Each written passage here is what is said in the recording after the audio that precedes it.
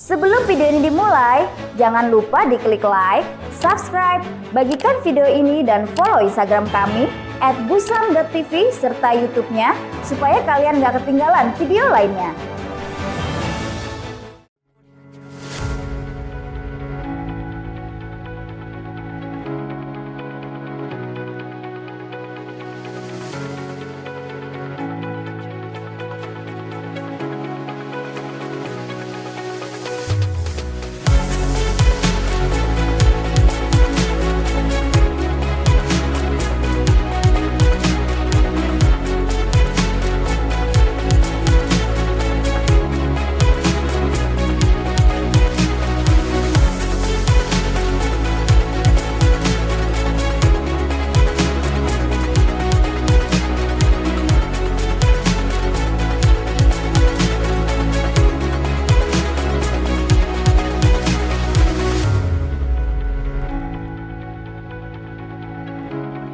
Oke, assalamualaikum warahmatullahi wabarakatuh. Kembali lagi di Bekesahan Busam TV bersama saya Agung. Dan hari ini kita kedatangan tamu yang begitu luar biasa dan istimewa dari psikolog Biro Psikologi Matahari dengan Matahati dengan Ibu Yulia Wahyuningrum bersama Ketua Komisi 4 DPRD Kaltim, Dr. Haji Rusman Yakub. Apa kabar, Bang? Kita mungkin bisa tos COVID ya kali ya. Alhamdulillah sehat. Sehat ya, Bang ya. Sehat. Nah, mungkin pertama saya ngobrol-ngobrol dengan yang paling cantik di sini ya, saat ini.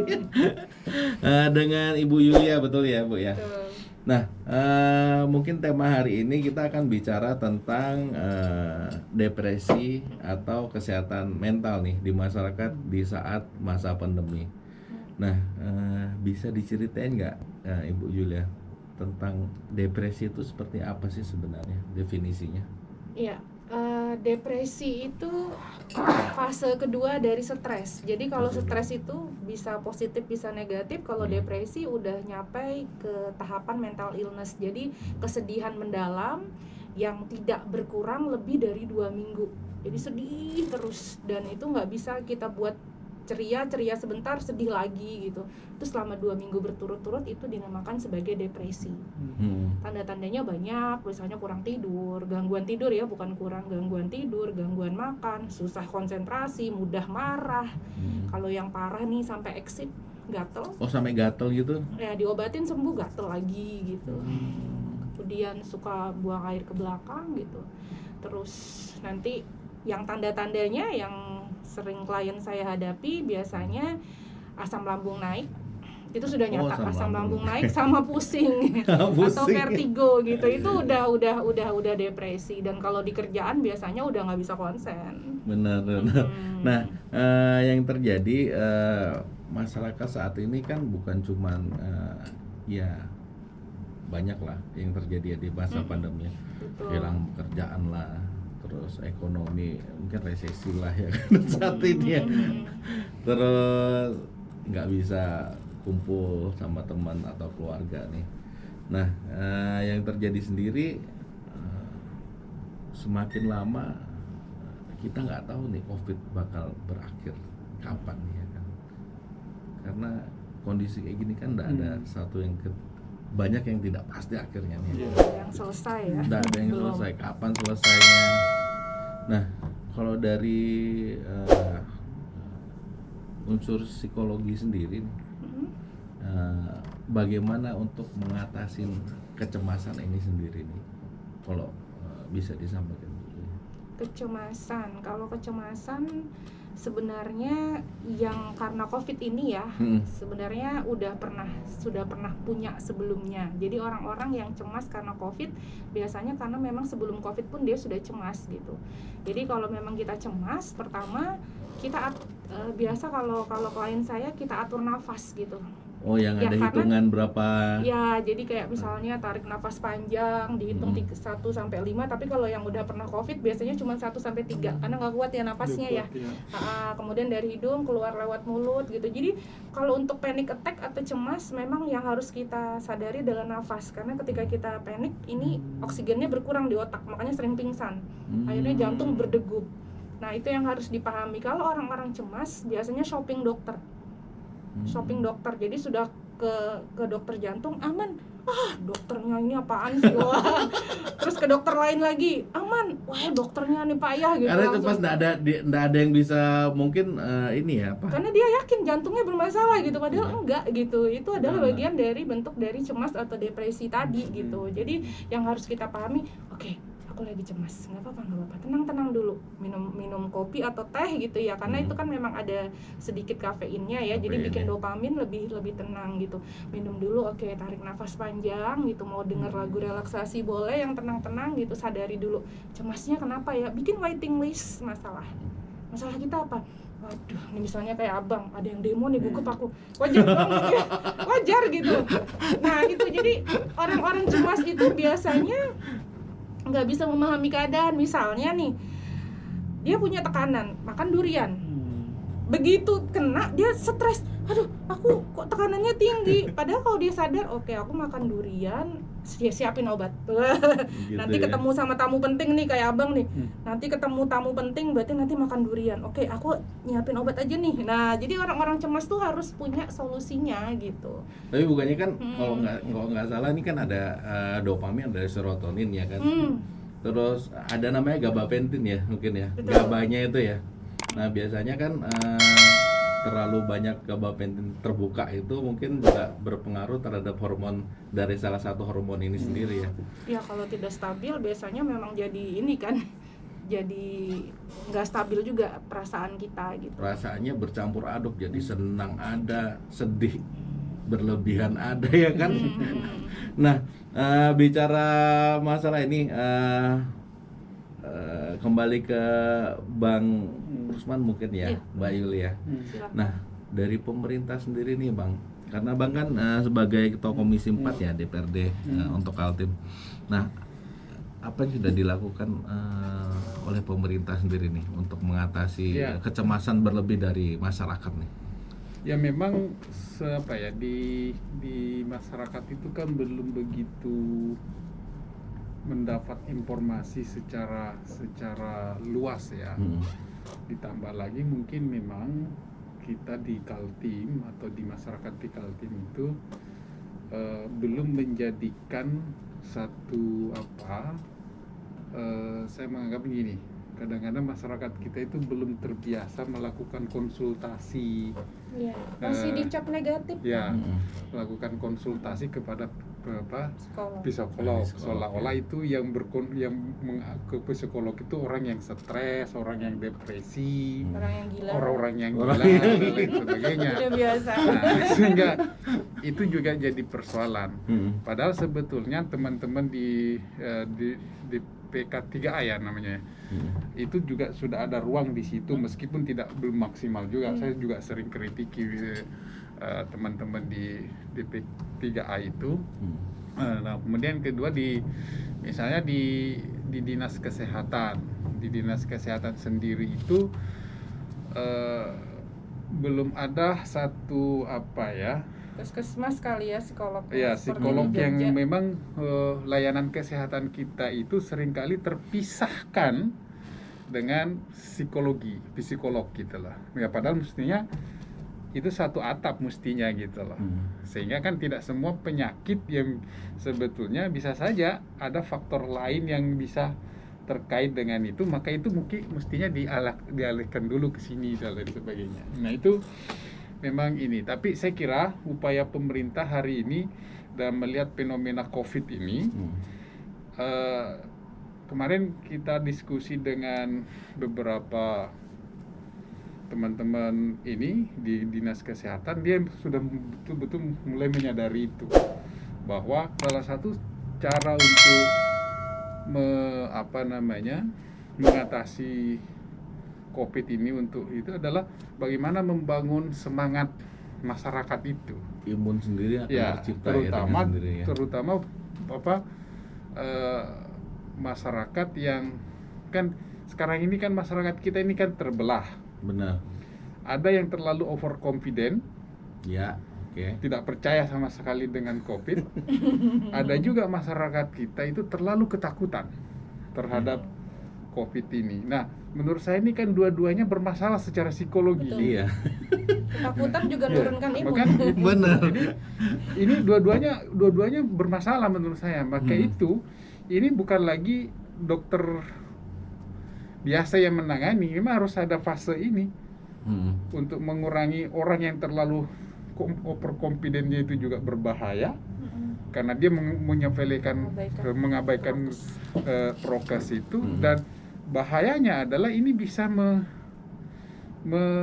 menularkan karena akibat overconfident-nya seperti itu dia labrak semua segala macam itu, padahal sesungguhnya ini bisa membuat celaka orang lain. Nah, ini mendeteksinya kan tidak gampang ini. Yang begini-begini. Nah, sama juga sebaliknya yang terlalu ketakutan atau protektif seperti itu juga ini bisa juga memicu ini. Maka itu memang pemerintah menurut saya dalam penanganan bidang kesehatannya itu tidak bisa hanya melihat dari sisi penanganan penyakit COVID-nya, tapi faktor kejiwaannya juga harus ditangani. Ya. Nah. Mungkin kebanyakan juga nggak tahu ini ya. Saya belum pegang data nih Mbak ya. Nah, kalau bicara masalah COVID ini sebenarnya bukan cuma virus aja ya. Di situ ada penyakit yang mental itu sendiri ya. Pada saat mungkin dia sendiri harus isolasi mandiri dan lain, akhirnya secara mental ngedrop dan akhirnya membawa ke rentetan penyakit yang lain ya. Nah, kalau dari mungkin tadi sedikit banyak cerita ya sebelum kita melakukan podcast nih ya. Abang sendiri mungkin sebagai penyintas COVID juga ya. Nih Bang, bisa ceritain sedikit Bang. Ya. Yang terjadi apa sih yang dirasakan nih Bang? Memang bercampur ya. Karena ketika saya merasa bahwa saya itu kena COVID karena ciri-cirinya sudah terpenuhi begitu, meskipun saya waktu itu besoknya baru saya lakukan testing, dan itu pun hasil testingnya waktu itu ya di bulan 10 itu masih menunggu sampai 3 hari. 3 hari ya. Baru keluar gitu. Tetapi saya rajin waktu itu konsultasi kepada teman-teman dokter gitu. Nah, semua sudah menyatakan. Nah, begitu ada perasaan meyakini bahwa saya itu terpapar, ya tekanan psikologinya ada. Tekanan psikologinya ada. Yang saya berpikir yang hari ini seolah-olah besok sudah mau, seolah-olah itu di waktu itu di hari pertama itu seolah-olah bahwa wah ini bakal gawat saya nih. Bakal sampai mikirin kayak apa anak saya, siapa yang ngurusin coba. Itu ada otomatis itu. Jadi banyak pikiran-pikiran ini sampai sempat saya coba bawa anak-anak sini, tapi ini bahaya ini. Benar. Ini. Akhirnya besoknya saya coba lawan itu. Yang saya pertama lakukan adalah melawan perasaan saya sendiri, pikiran saya sendiri, bahwa kalau saya terjebak dalam persoalan pikiran-pikiran seperti ini, bahwa itu sama saja membunuh diri saya sendiri lebih cepat. Maka itu saya coba, hari kedua saya coba lawan. Baru saya minum obat-obat yang dianjurkan itu. Nah, selama 4 hari itu terus saya lakukan. Saya nggak mau menjebakkan pikiran saya, otak saya dengan hal-hal yang bisa membunuh semangat saya untuk bisa sehat. Ini sebenarnya dari mental juga ya, mental dari diri sendiri ya, kunci utamanya untuk kita mau sembuh apa enggak. Betul, dari semangat untuk sehat itu. Jadi akhirnya saya bawa olahraga, saya bawa enjoy anak-anak. Saya bilang jangan pernah memberi ketakutan, jangan pernah ini. Ditambah lagi memang waktu itu meskipun anak-anak saya nggak boleh ada yang hubungin saya, istri saya aja yang berani gitu. Ya. Nah, tapi syukurnya memang Istri memberi motivasi, pokoknya jangan mikirin aneh-aneh, Overthinking, jangan overthinking. jangan. Nah, kadang mungkin saya juga pernah ngerasakan ya, kayak sempat itu awal-awal itu panik buying. Jadi Ya, ini kalau bicaranya ke masyarakat ya, saya pernah ngerasain panik buying di mana itu waktu itu saya nyetok tuh barang-barang makanan itu untuk 5 bulan ke depan itu sudah saya siapin tuh ya kan. Nah, yang terjadi karena ada isu-isu atau hoax yang Iya. beredar di media sosial.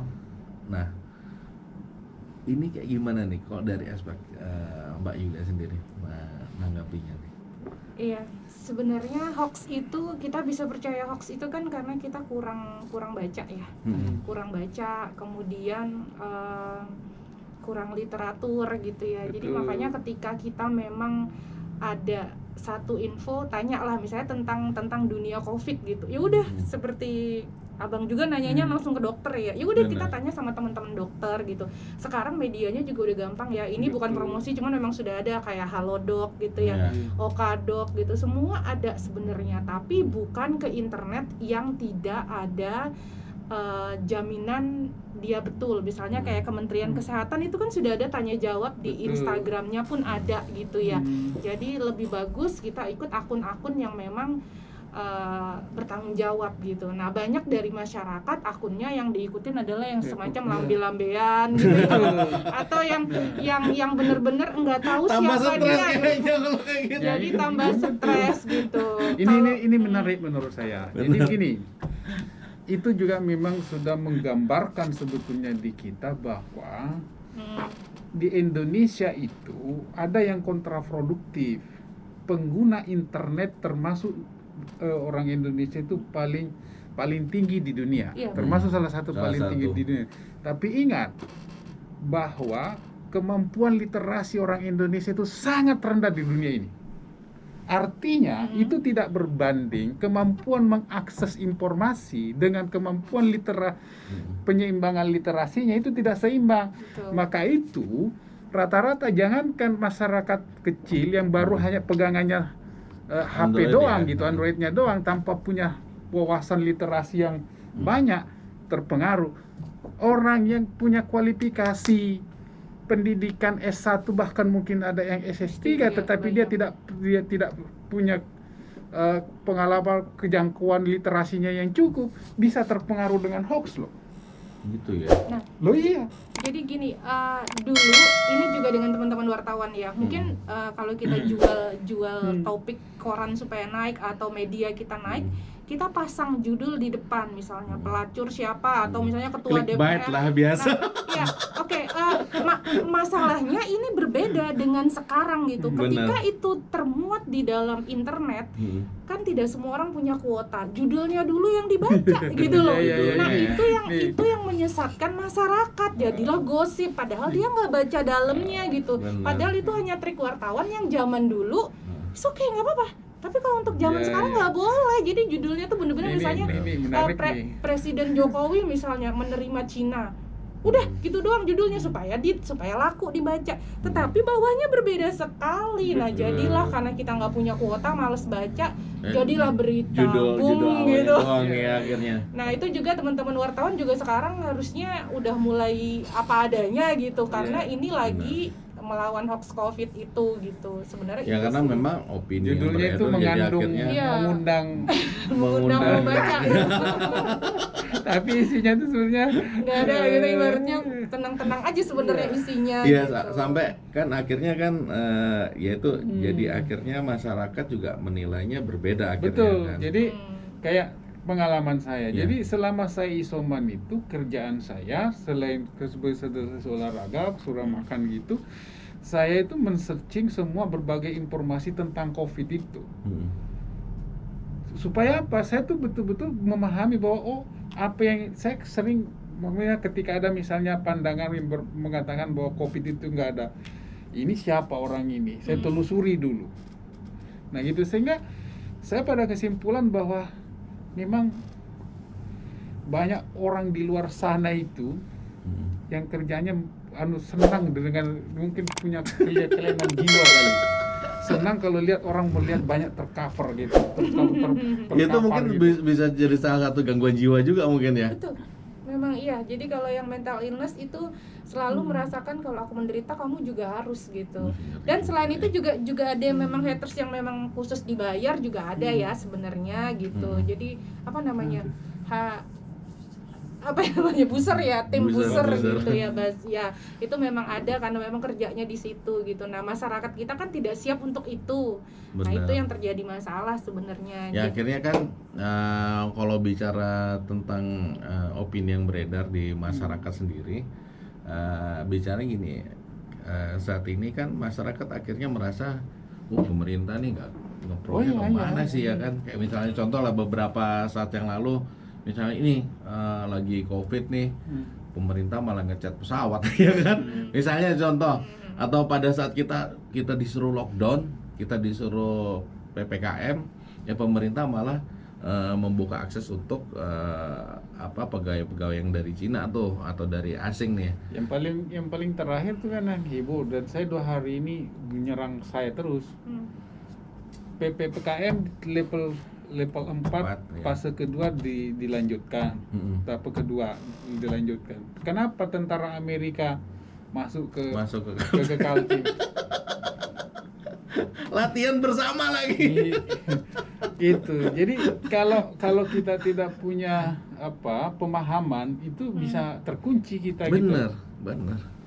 Padahal semua kehidupan akhirnya- perjalanan negara juga harus tetap berjalan ya. Maksudnya Benar, untuk latihan akhirnya kan kan- untuk melindungi negara gitu ya. Akhirnya sebenarnya ya kalau bicara kebijakan pemerintah kan Bang ya, sekali lagi kan pemerintah punya porsinya sendiri-sendiri Iya. dan Betul. yang mikirin banyak sebenarnya kan.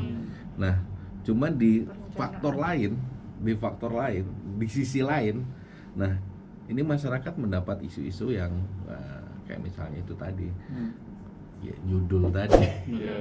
Padahal kan nggak tahu nih, ini apa sih yang dilakukan? Mungkin literasi dan informasi yang disampaikan itu ke masyarakat yang masih kurang jelas. Memang dipengaruhi juga oleh sistem politik. Ya, Ya apapun alasannya. Karena semua produk-produk kebijakan itu kan sumbernya tuh sebetulnya adalah keputusan politik.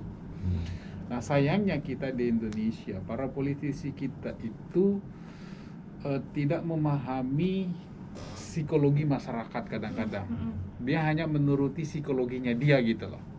Padahal mestinya pertarungan politik itu berhentinya pada saat sudah kontestasi dilaksanakan. Ya. Tidak boleh lagi ada pertarungan berkelanjutan. Nah di kita nggak, pemilu terus.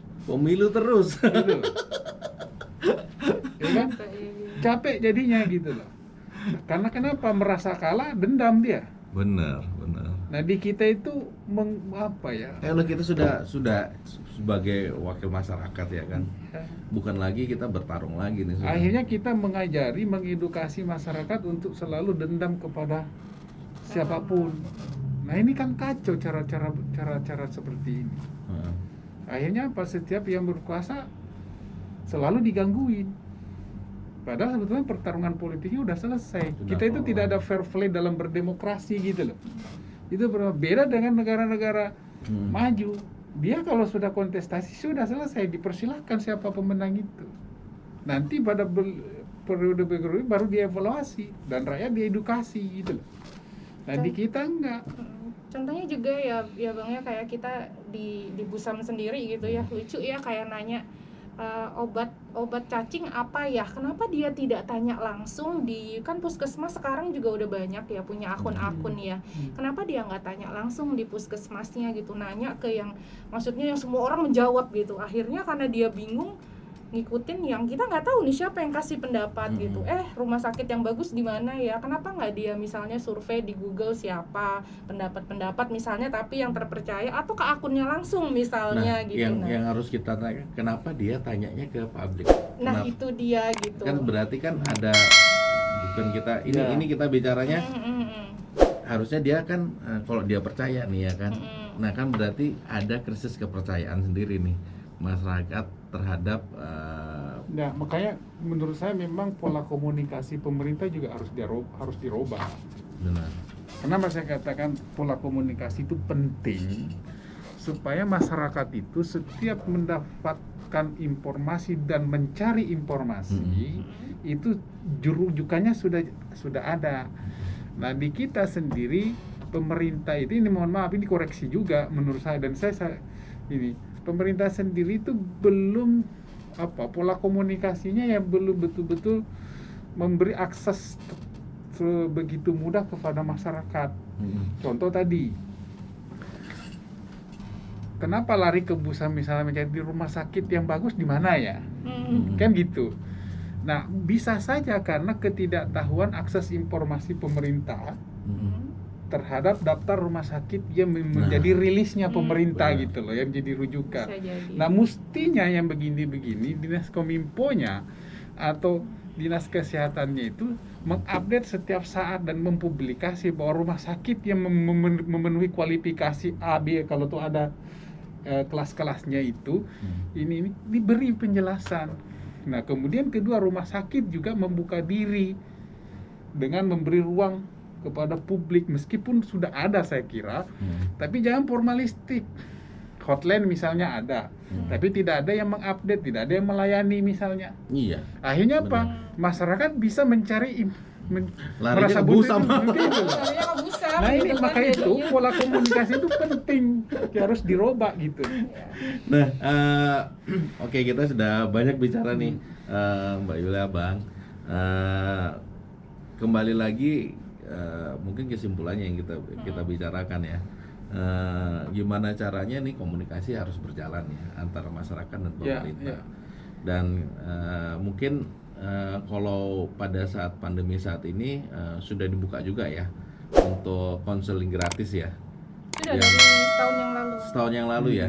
Program Sejiwa itu dengan kita sudah di training langsung dengan staf kepresidenan. Ada 500 psikolog di sana. 500 psikolog ya. Sampai malam, dari pagi sampai malam. Jadi tapi tidak bisa milih psikolog. Siapapun psikolog yang di situ yang ready itu akan dihubungi oleh pihak Telkom.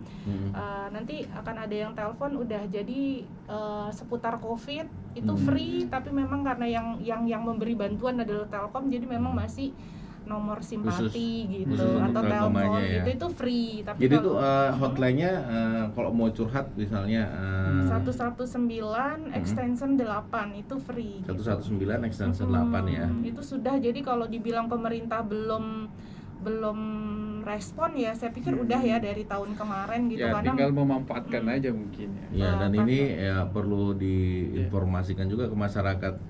Nah, yang itu tadi mungkin PR-nya tinggal informasinya nyampe enggak? Iya, benar. Kadang pemerintah sudah buat kebijakan dan buat gerakan, cuman informasi ini yang belum sampai ke jadi masyarakat. Kan bisa sebetulnya dikembangkan ya. Misalnya gini, ada informasi seperti itu oleh Satgas Covid dalam melakukan sosialisasi ke masyarakat tentang prokes, itu juga dicantumkan kalau Bapak Ibu perlu bantuan konsultasi tentang ini, tolong hubungi ini. Jadi masyarakat dengan sendirinya. Nah, selama ini kan tidak terpublish seperti itu. Sehingga itu juga penghimsi aja. Cuman intinya gini, kalau tadi kita bicara global, kalau kita bicara ke individu, kalau kita sedang cemas, kita sedang isoman, ini untuk teman-teman yang sedang isoman, pertama, kalau memang mental kita nggak siap, tolong diet medsos, apapun itu. Betul. Itu yang pertama. Terus diet kedua, medsos ya. Diet medsos. Terus yang kedua, tolong bertanyalah pada yang tepat. Karena kalau kita bertanya ke forum itu kan banyak pendapat gitu, dan itu membuat orang yang cemas semakin cemas. Orang yang bertanya di forum itu orang-orang yang tidak bisa mengambil keputusan cepat. Bayangkan dengan banyaknya dia resource semakin membuat dia bingung. Sehingga untuk orang yang cemas ketika isoman, tolong tanya yang benar, siapa dia gitu. Mau ke psikolog, mau ke dokter, ini kan dua ranah yang sangat diperlukan isoman. Dia butuh makanan, langsung hubungin Bu RT, Pak RT gitu ya. Jadi tepat. Jadi tidak boleh orang-orang cemas itu banyak pikiran. Berikutnya tadi prioritas masalah. Siapa yang harus saya pikirkan? Masalah itu ada dua, internal, eksternal. Internal, just myself. Jangan pikir orang lain. Mau tetangga kena, mau ipar kena, mau siapapun kena, I don't care. Saat ini memang harus begitu kalau kita memang sedang isoman gitu.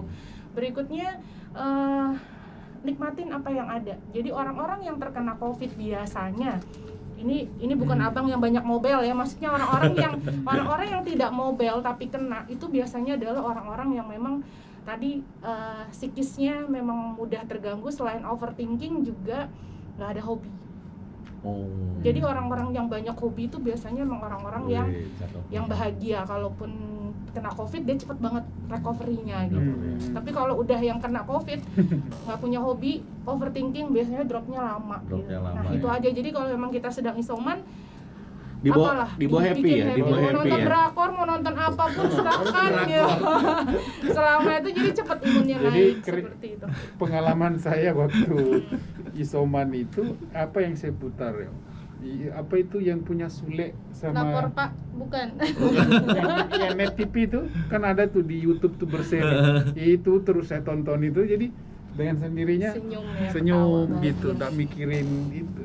Harusnya kayak misalnya komedian dan stand up itu harusnya di endorse Ya. sama pemerintah nih ya. Untuk hibur masyarakat ya Bang ya. Bang, oke, biasanya di Bekesahan di Busam TV itu kita ada quotes of the day itu ya kan. Kesan dan pesan yang mau disampaikan buat masyarakat yang di rumah atau yang sedang menonton nih. Kira-kira kalau dari Bang Rusman sendiri apa yang mau disampaikan nih Bang berkaitan dengan tema yang kita Ya, saya bicarakan? sih berharap bahwa masyarakat untuk betul-betul tidak mudah mempercayai satu informasi yang di luar dari pemerintah. Ya. Kenapa? Dalam kondisi seperti ini, menurut saya yang paling kita percaya hari ini adalah informasi dari pemerintah. Betul. Karena kalau enggak, kita agak khawatir, apalagi kalau lewat media sosial membacanya. Itu satu. Yang kedua, hari ini boleh tidak senang dengan pemerintah, boleh kita tidak setuju dengan pemerintah, tetapi hari ini bangsa ini membutuhkan kebersamaan kita untuk menghadapi COVID ini. COVID aja bersatu menghabisi kita, kok masa kita manusia tidak bersatu untuk melawan COVID gitu. Ini penting. Karena kalau tidak, kita akan terjebak, terjerembab pada satu pemikiran seolah-olah itu pemerintah ini tidak mengurusi rakyat, padahal sudah melakukan itu. Maka itu kita harus bersatu apapun dia. Ini keterpanggilan negara menurut saya, bagi kita sebagai warga negara untuk bersama-sama mengatasi COVID ini. Tanpa itu kita nggak bisa. Bahwa ada cari makan, betul. Dalam kondisi begini semua harus berkorban. Maka itu seminimal pengorbanan kita adalah taat menggunakan prokes. Gitu loh. Serendah-rendahnya pengorbanan kita itu adalah taat menggunakan protokol kesehatan. Karena hanya itu caranya untuk bisa kita mempercepat ini. Gitu. Kita paham lah teman-teman UMKM mencari makan dan lain sebagainya. Maka itu teman-teman oke, kalau ada pelonggaran silahkan berusaha, tapi perketat itu. Berani nggak misalnya teman-teman itu menolak pembelinya, langganannya yang tidak menggunakan prokes, nggak mau melayani, atau sebaliknya yang membeli berani tidak mau membeli pada satu tempat itu kalau tidak tempat yang dia beli itu menggunakan prokes. Berarti sebenarnya boleh dibilang coba kita mendisiplinkan diri kita sendiri. Saya kira itu. Pemerintah sudah memberikan acuan, ayo kita sama-sama disiplin. Karena prokes itu menurut saya ya tadi ya, itu bukan untuk siapa-siapa, untuk keselamatan diri saya sendiri, dan pada akhirnya akan menyelamatkan juga orang lain gitu. Saya selalu tekankan itu, bahwa prokes itu bukan untuk siapa-siapa, tapi ini untuk keselamatan diri saya sendiri gitu. Pada akhirnya juga akan berkontribusi menyelamatkan orang lain. Banyak orang ya. Mungkin dari Ibu Yulia. Ya, kalau saya pribadi buat teman-teman, apa yang bisa kita lakukan saat ini lakukanlah. Kalau kita masih bisa bernafas, syukurin. Kalau kita bisa bantu orang lain, bantulah tanpa memikirkan dampak dan sebagainya. Kalau nggak bisa, bantulah diri sendiri. Ya tadi dengan prokes, dengan apa, udah stop. Kita apa yang bisa buat kita bahagia saat ini lakukan. Kalau bahagia kita ngasih orang, kasihlah gitu. Jadi jangan mikir apa-apa, saat ini dikasih nafas udah alhamdulillah gitu. Jadi bersyukurlah, nikmati karena di dalam Al-Qur'an pun udah ada wabah ini, bukan Betul. bukan apa ya, bukan konspirasi atau sebagainya. Dan satu hal, jangan mendekati wabah gitu. Jadi kalau memang kita sudah harus di rumah tanpa melakukan apa-apa, ya di rumah lah gitu, nikmati saat ini. Ya, jadi Itu aja. betul, agama sendiri itu kan memerintahkan kita untuk menghindari wabah. Jangan justru dibalik, seolah-olah melampaui perintah Rasulullah. Gitu. Ini kan aneh dalam beragama kita ini. Seolah-olah melampaui perintah Rasulullah gitu. Benar. Ada wabah malah didatangin ya. Oke, terima kasih banyak Ibu Ilewa Yuningrum beserta mungkin saya dari tadi ngomong Abang Ayah, Bang Rusman Yakub telah hadir di Busam TV. Semoga apa yang kita bicarakan hari ini bisa menjadi manfaat buat banyak orang, dan kembali lagi ikutin prokes kesehatan. Mungkin kesimpulannya jangan lupa bahagia dan ikutin apapun yang disarankan oleh pemerintah. Saya Agung dari Busam TV undur diri. Assalamualaikum warahmatullahi wabarakatuh. Waalaikumsalam warahmatullahi wabarakatuh.